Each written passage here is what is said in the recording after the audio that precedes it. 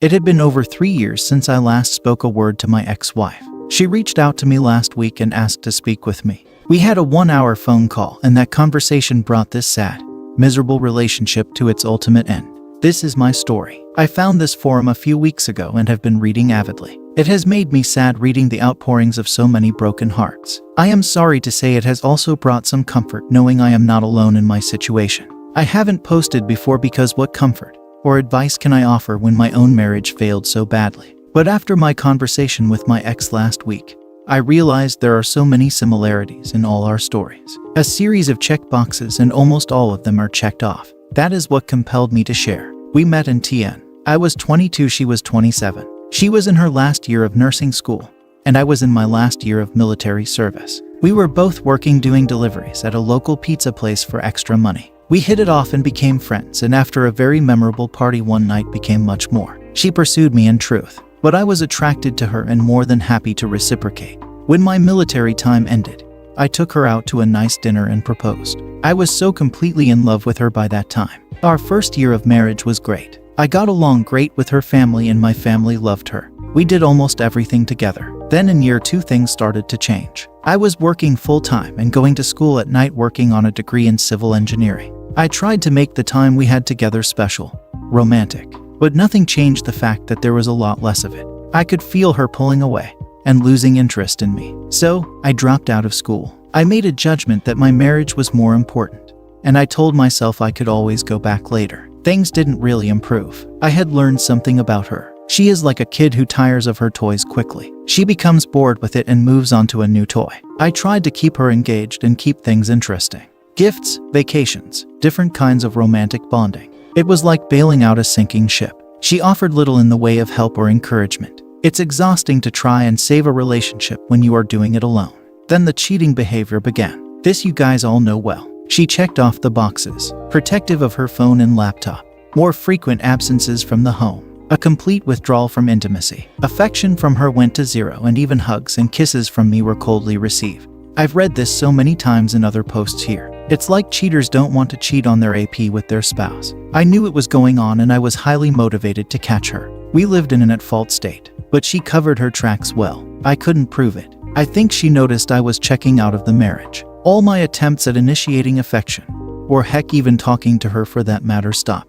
After that, she tearfully confessed to an inappropriate relationship with a co-worker. She swore it was never physical. She made a lot of promises and apologies. I had never heard the term trickle truth before coming here, but I suspect I was served up a hot bowl of it, with a side of blame shifting. She wanted to work on us. She wanted counseling for us. I believed her, or at least I chose to believe her. My heart and my intellect were not on speaking terms. We went to MC for a few weeks. That seemed to make her uncomfortable because the counselor asked some very probing questions about the E. I think she suspected, as I did, there was more to it. She discontinued after 4 sessions, but we seemed to be doing better. It was almost like I had my old wife back. I was very happy and decided to put all my unproven suspicions behind me. This lasted about 6 months until the cycle began to repeat itself.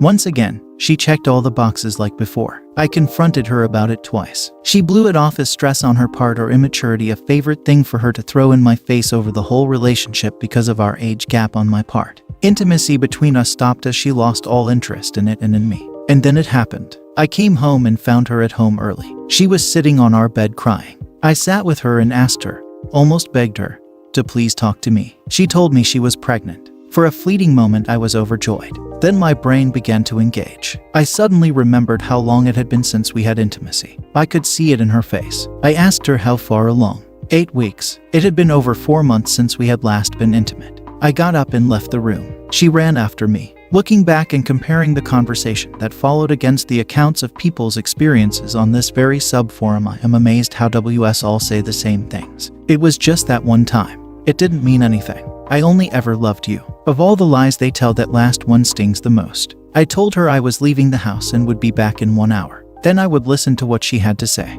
I was shaking, furiously angry, and in all honesty, it probably would not have ended well for either of us if I stayed. I drove to an empty parking lot and cried my heart out. I think I mean that literally, because something inside me broke during that hour. My heart died. It turned to ice, and it still is to this day. When I went home, I was cold, emotionless. I didn't need to act like a gray stone. I had become one in truth. She insisted we could get past this. She saw how happy I was when she first told me before I realized. She commented on how we had wanted to start a family. She threw the baby's innocence in my face and how she would need a father. This went on for nearly 20 minutes as I sat and stared at her in complete and emotionless silence. Finally, she looked at me and asked me to please say something. I told her she is asking for reconciliation, but nearly every word she is telling me is a lie. I told her if she wants me to even think about it, she needed to start by telling me the truth. The version of the story I was told after that is it was the same AP all along. Even from the prior year, it was always and only physical. She never loved him. She loved me. He is not interested in having any kind of relationship with her other than physical. He is pressuring her to terminate the pregnancy. She doesn't want to. She wanted a family and wanted it with me. I told her our marriage is over. It's been over for a year and a half, but I was just now finding out about it. I told her to pack whatever she needed for 3 days and to please leave the house. I told her I'd meet with her in 3 days to discuss what came next. She refused to leave. She kept trying to talk to me. Ordinarily, her tears would have broken my resolve. But I looked at her that night and felt nothing. The part of me that loves had died. I went into the guest bedroom and locked the door. The next day, I spoke to several lawyers and hired one of them. The paternity of the child was more than enough proof for an at-fault divorce. I had no desire to wait that long, and we discussed uncontested and mediation. When I got home, she actually tried to initiate with me. I was shocked and disgusted. I told her that would never happen again. We agreed on an outline for divorce. The biggest asset was our house. The majority of our debt was her student loan. I gave up my ownership interest in the home so she could sell it. She was going to keep the baby and I wanted her to have that money. I wanted nothing but to walk away free. In the end, I kept nothing other than my Jeep, my military sea bag full of clothes and a few tools, firearms, and military mementos. Mostly things that were mine before we married. Everything in that house, everything she had touched was just tainted to me. I wanted nothing from this marriage but to bury it in the past. The divorce finalized 13 months later. I saw her twice during the mediation. We barely spoke. She was very pregnant then. I thought that would be hard to see, but I felt nothing for her. No love, no hate, nothing. She was a stranger to me. I moved to Florida and took a job as an underpaid but also underworked civil servant. I have a very simple life now. I bought and renovated a small house on the Gulf Coast. I bought a boat and go fishing almost every weekend. I have very few friendships and have dated very little. I have trust issues now. I really don't enjoy the company of other people. I find myself suspicious of the attentions of women, especially ones I'm attracted to. I'm 27 years old now. I'm very physically fit and some girls find me attractive. But the idea of an intimate relationship with someone, trusting them to that level, I don't think I can do it. Not for a long time anyway. I am the opposite of the man I used to be in almost every way. All my love now is reserved for a happy black Labrador retriever named Stormy. She goes almost everywhere with me. I'm not exactly happy. I still got upset when something triggers me to remember my ex and all that happened. I still sometimes feel a tremendous and overpowering sense of loss. I know I have lost nothing because I really had nothing, but I can't help how I feel. The beauty of my job is I mostly work alone and in the outdoors, and I can often take my dog to work with me. If I haven't found happiness in divorced life, at least I found peace. I'll take it. Last week, the past I thought I'd buried 2 years ago reached out from the grave.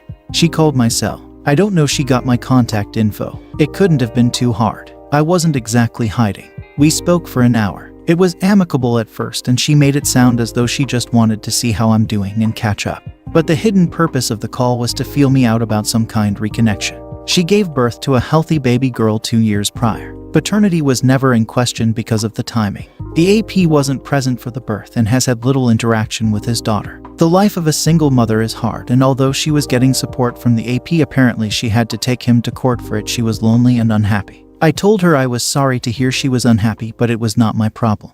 I told her she had broken my heart and it was still broken today. I told her in as many words I did not love her, could not love anyone, and wanted nothing to do with her. I said to her that she made all the choices for all of us. For her, for me, and for her daughter. She left me with but one choice, and that was to walk away from her. I asked her not to contact me again. The final similarity between all of our stories on this sub is this.